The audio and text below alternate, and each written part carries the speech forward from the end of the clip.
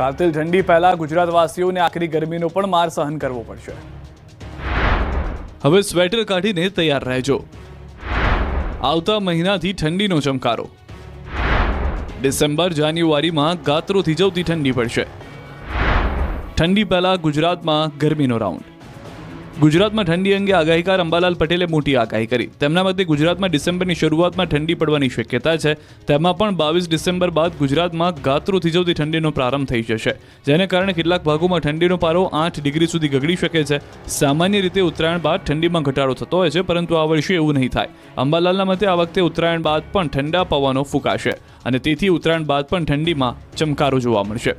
પણ કડકડતી ગાત્રો થીજવતી ઠંડી 22 ડિસેમ્બર બાદ પડવાની શક્યતા રહેશે અને આ ઠંડીમાં ન્યૂનતમ તાપમાન 8 ડિગ્રી સેલ્સિયસ જેવું કોઈ ભાગમાં થવાની શક્યતા રહેશે, પરંતુ ઉત્તરાયણ બાદ પણ ઠંડા પવનો ફૂંકાવાની શક્યતા રહેશે।